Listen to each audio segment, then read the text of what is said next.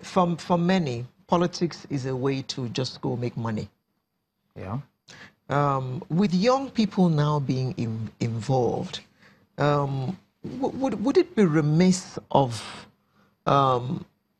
idealists to believe that because young people are now coming in, over time, things are going to change a bit?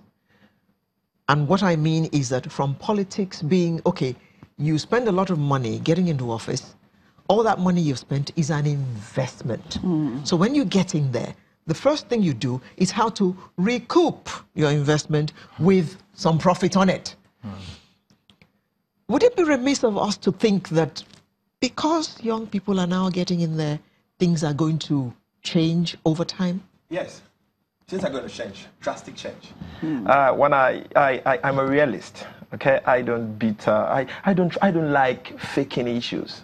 I say things the way they appear. Things are going to change because we have young minds that don't even, you see the young people coming out now, many of them don't go for money. They went for integrity. And that is the reason that the Bible says, show me a man that is diligent in his work.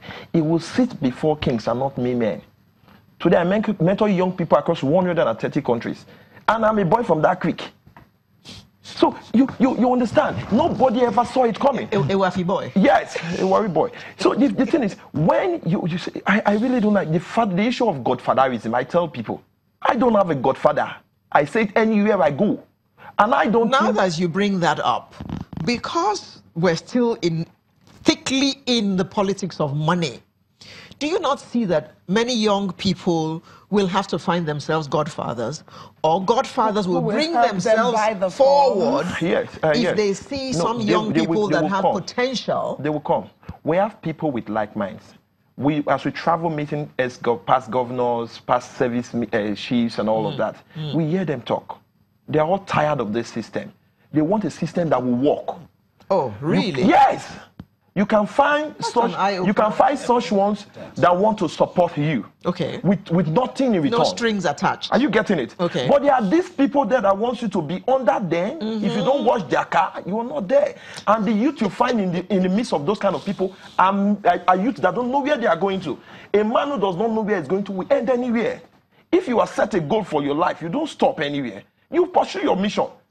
And as I tell you this, I'm very, very honest to tell you this, that my first 5,000 posters, I did not even know the person that printed it. I'm telling you, I only had an inbox. I have an inbox on social media. He introduced himself as someone that went to Okotiabo Grammar School. He said he has been following my work all through. Because 2016, I launched a program, Cashing and Coaching Them Young. Because I understand that our youth from the age of 30 upward, majority of them are key into this kind of system. We need to change the narrative. And I'm telling the young people, you are created with a unique attribute for greatness that simplifies the creature's genuinity in you. So you must live differently. Young, we need to change the narrative, right? And you said things are going to change. Change from what to what? Because we've been told to define this change. Okay. Change from bad to good. Okay, bad. Change from money politics. Yes. Okay, from money politics. Now they have said that even some or most of these people who are still in politics, that we term older people in politics who have decided to just remain there, they started when they were young too. Yeah. And so perhaps they have this kind of ideologies that you're thinking about now. I want to change this. And then along the line, things change them. Yeah. We need to So what is that safety net that this youth of now that seem to even have, that local balance, tier I, that they are even more advanced in some of these bad things. I will tell you this. I will tell you this. We have youths like our kind everywhere in this country. But you know what? Once they see that you have something to offer because of the system, the bad ones are more. They tend to kill your idea, kill your dream. They don't want you to grow. But we have passed that stage. When I mean we have passed that stage now, I'm telling you, because we now understood, because we have friends globally, and we are competing with them. Bring the Australia president here, who would defeat him when you talk about experience. What are you talking about experience? We'll defeat them in any policy, in anything they want to do. We have grown in the system to know the good, the bad, and the ugly. And us sitting down here, we are not thinking of ourselves now. We're thinking of generations to come. Am I going to give back to children that I've already had to grow up in this kind of system and live in this system? No.